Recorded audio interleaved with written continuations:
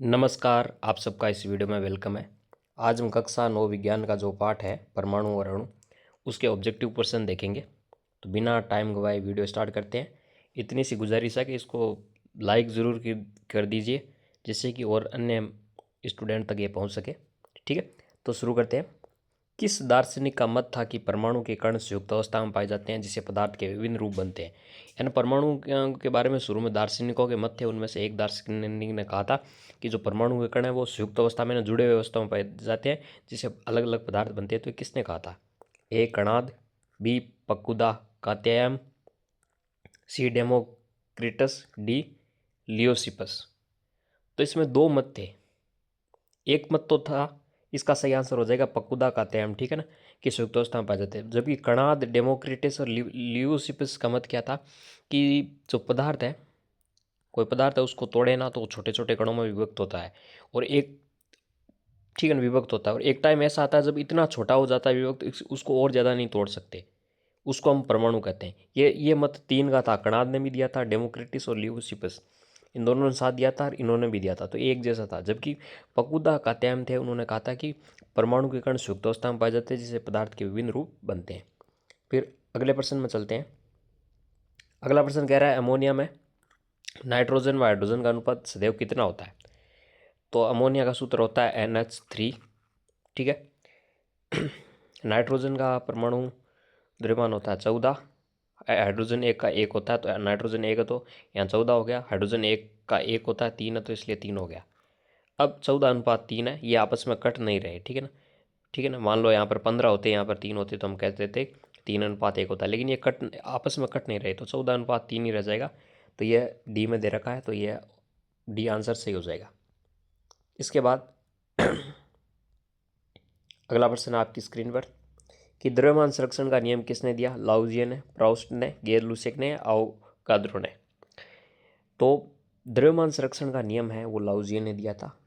उनके अनुसार किसी भी भौतिक और रासायनिक परिस्थिति में द्रव्य को न तो उत्पन्न कर सकते और न ही नष्ट कर सकते। यानी कोई भी रासायनिक प्रक्रिया होती है जिसमें दो पदार्थ A+B क्रिया करके मान लो C और D बनाते हैं, तो इनकी जितनी मात्रा है उतने ही ये बनते हैं, ठीक है ना। नए जो पदार्थ बनते हैं, तो द्रव्य है वो कभी भी न तो इसको नष्ट कर सकते हैं, नए नया बना सकते हैं। पदार्थ नए बनते हैं, लेकिन द्रव्य हमेशा द्रव्यमान, इसी को द्रव्यमान संरक्षण का नियम कहते हैं, और ये लाउजिए ने दिया था। चौथा प्रश्न है तत्वों को उनके नामों के एक या दो अक्षरों से प्रदर्शित किया जाए, ऐसा सुझाव किसने दिया था? ए डोल्टन ने दिया था, बी डेमोक्रिटिस ने, सी ब्रिजिलियस ने, डी लाउजिए ने।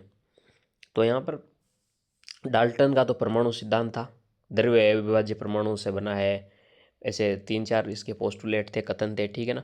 तो यहाँ पर इसका सही आंसर है ब्रिजिलियस। और सबसे पहले तत्वों को ना, उनके तत्वों को प्रदर्शित सबसे पहले किसने किया था? तो जॉन डॉल्टन ने किया था। लेकिन यहाँ पूछा क्या, एक या दो अक्षरों से प्रदर्शित किया जाए, ऐसा सुझाव दिया था, बर्जिलियस ने दिया था, ठीक है। तो ऐसा सुझाव दिया था कि एक या दो अक्षरों से व्यक्त किया जाए, ठीक है ना।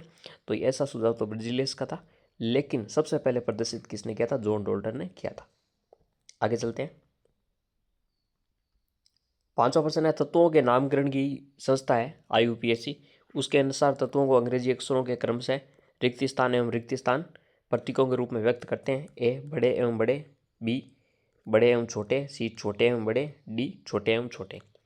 तो अक्षरों को कैसे व्यक्त करते हैं? तत्व मान लो कि दो अक्षर है, दो अक्षरों में व्यक्त करते हैं बहुत सारे एलिमेंट को, तो कैसे व्यक्त करते हैं? तो पहला अक्षर तो होता है बड़ा, ठीक है ना, बड़े अक्षर से, और दूसरा होता है छोटा। तो इसका सही आंसर हो जाएगा बी। जैसे मान लो ऑर्गन है, गैस है, उसको OR से व्यक्त करते हैं। क्लोरीन है, C बड़ा होता है, L छोटा होता है, क्लोरीन। तो जब भी दो अक्षर होते हैं, पहला ABCD का लेते हैं बड़ा अक्षर पहला, और दूसरी ABCD का लेते हैं दूसरा अक्षर, ठीक है। अगला प्रश्न चल देखते हैं। छठा प्रश्न कह रहा है कौन सा प्रतीक सही नहीं है? Potassium P, carbon C, sodium Na, cobalt CO, ठीक है। तो इसमें बताना है, तो इसमें से पोटेशियम P ये गलत हो जाएगा, ऐसा ही नहीं है, क्योंकि पोटेशियम का संकेत क्या होता है? K होता है, ये आपको पता होना चाहिए। आगे चलते हैं फिर। अगला है किस तत्व का परमाणु द्रव्यमान सही नहीं है? Oxygen 16, sodium 23, calcium 40, chlorine 34। तो ऑक्सीजन 16 सही है, सोडियम भी सही है, कैल्शियम 40 भी सही है, क्लोरीन ये गलत है, तो क्लोरीन का होता है 35.5। आठवां प्रश्न है बहुपरमाणु तत्व कौन सा है? क्लोरीन, सल्फर, नाइट्रोजन या हीलियम। तो सोचिए, तो इसका आंसर हो जाएगा सल्फर है वो बहुपरमाणु है, ठीक है ना। S8 के रूप में पाया जाता है। इसकी संरचना होती है रिंग नुमा होती है, ठीक है ना। आप 10वीं क्लास में पढ़ेंगे, वहाँ पर रिंग नुमा इसकी स्ट्रक्चर होती है। तो ये बहुपरमाणुक होता है। और भी अन्य रूप इसके पाए जाते हैं, लेकिन ये बहुपरमाणुक होता है, ठीक है। कार्बन डाइऑक्साइड में द्रव्यमान अनुपात क्या है? तो कार्बन डाइऑक्साइड में कार्बन होता है और एक ऑक्सीजन होती है CO2। इनमें अनुपात पूछा है 3:8, 3:5, 8:3 या 5:3। तो इनमें जो अनुपात होता है वो होता है 3:8 होता है। कैसे?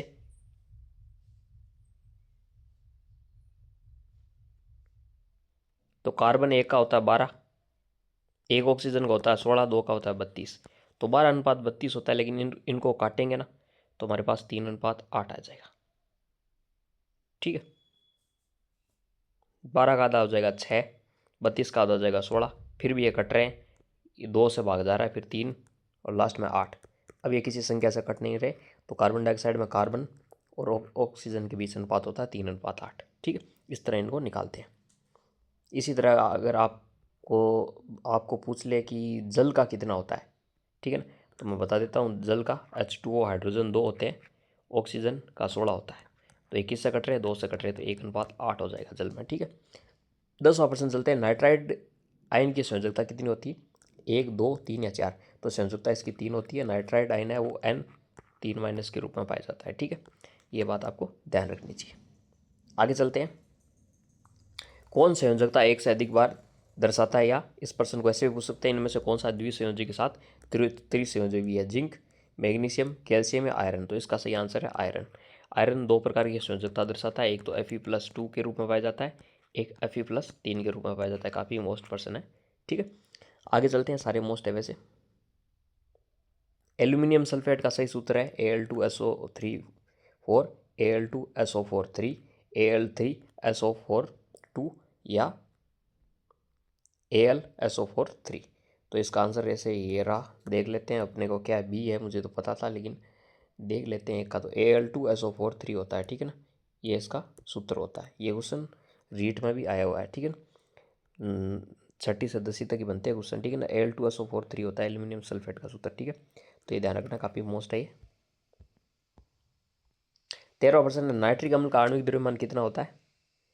तो नाइट्रिक अम्ल का होता है 63 यू होता है, HNO3 होता है, ठीक है। H का 1, नाइट्रोजन का 14 जोड़ लीजिए, एक ऑक्सीजन का 16 होता है, 3 का कितना हो जाएगा? 16 दूनी 32, 16 अड़तालीस 48, ठीक है। 48, 14, 62, 1, 63, 63 यू उसका हो गया। 14वां देखते हैं। इनमें से किसको आणविक द्रव्यमान में नहीं बल्कि सूत्र द्रव्यमान में व्यक्त करते हैं? जल, सोडियम क्लोराइड, मेथेनॉल या एथेन? तो इनमें से जो किसको व्यक्त करते हैं? सोडियम क्लोराइड है उसको व्यक्त करते हैं, ठीक है ना। सोडियम क्लोराइड को व्यक्त क्यों करते हैं? क्योंकि ठोस अवस्था में सोडियम क्लोराइड में अणु है, अणु में उपस्थित नहीं होता, ठीक है ना। ये Na+ और Cl- आयनों के रूप में रहता है, आयन रूप में रहता है, इसलिए सूत्र द्रव्यमान में सोडियम क्लोराइड को व्यक्त करते हैं। और अगर इसका सूत्र द्रव्यमान पूछ ले तो कितना होता है? NaCl। Na का होता है 23 और Cl का होता है 35.5। तो इसका सूत्र द्रव्यमान हो जाएगा 58.5 U। कितना हो जाएगा? 58.5 U हो जाएगा, ठीक है। जल का 18 होता है। मेथेनॉल NaCH3OH, एथेन इनका भी होता है, ठीक है। मेथेनॉल का देखें तो CH3OH अभी निकाल देता हूँ मैं, CH3OH। इसमें हाइड्रोजन कितने हैं? 4, 4 हाइड्रोजन के 4, एक ऑक्सीजन है, ऑक्सीजन का 16, एक कार्बन है 12, तो इसका 32 हो गया। 16, 12, 28, 4, 32 हो गया। इसी तरह एथेन का होता है CH3 सूत्र होता है, ठीक है। तो 2 कार्बन है, 2 कार्बन का 12 दूनी 24 हो गया, 6 हाइड्रोजन है, 3, 3, 6, 6, 30 हो गया। एथेन का 30 हो गया, ठीक है। इस तरह हम निकाल सकते हैं। अगला प्रश्न है K2CO3 का सूत्र द्रव्यमान कितना है? 126, 135, 144 या 138? तो 138 होता है K2CO3। पोटेशियम 1 का होता है 39, 2 से गुणा कर देंगे। कार्बन 1 का 12, ऑक्सीजन 1 का 16 होता है, 16 यहाँ पर 3 ऑक्सीजन दे रखे, 3 से गुणा कर देंगे। तो इनको जब सोल्व करेंगे तो 39 × 2 78, ये 12 और 16 थी 49। तब इनको जोड़ेंगे तो हमारे पास 138 आ जाएगा। आज का लास्ट प्रश्न देखते हैं। किस यौगिक का सूत्र गलत है? CCl4 कार्बन टेट्राक्लोराइड, NH4SO4 यानी कि अमोनियम सल्फेट, ये मैं यहाँ जुड़ेगा, एल्यूमिनियम ऑक्साइड Al2O4 या H2S हाइड्रोजन सल्फाइड। तो इसका उत्तर हो जाएगा बी, यानी ए सही है, सी सही है, डी सही है। बी क्यों? क्योंकि इसका सूत्र होता है NH4 का 2SO4 होता है। यहाँ पर क्या दे रखा है? 2 नहीं दे रखा, ठीक है, क्योंकि NH4 पर क्या होता है? +1 चार्ज होता है और SO4 पर -2 चार्ज होता है। जब हम सूत्र लिखते हैं ऐसे ही तो लिखते हैं। 1 मिनट बता देता हूँ इनके सूत्र कैसे बनाते हैं, अभी बता देता हूँ। एक एग्जाम्पल से समझ आ जाएगा NH4 से, ठीक है, ये आपकी किताब में दे रखा है। तो कैसे बनाते हैं? ये NH4 है और ये SO4 है। इस पर चार्ज होता है 2-, ये चार्ज इधर जाता है, इस पर है 1 चार्ज, ठीक है, वो चार्ज इधर जाता है। तो ये चार्ज इस पर जाएगा तो ये हो जाएगा NH4 की 2, ठीक है, और ये इस पर 1 चार्ज है तो ये SO4 ही रह जाएगा। एक चार्ज लिखे या नहीं लिखे एक ही बात है। तो ये थे 15% ऑब्जेक्टिव क्वेश्चन। आई होप आपको वीडियो अच्छा लगा होगा। वीडियो अच्छा लगे तो इसको लाइक कीजिए, शेयर कीजिए और चैनल को सब्सक्राइब कीजिए। मिलते हैं अगले वीडियो में, ठीक है।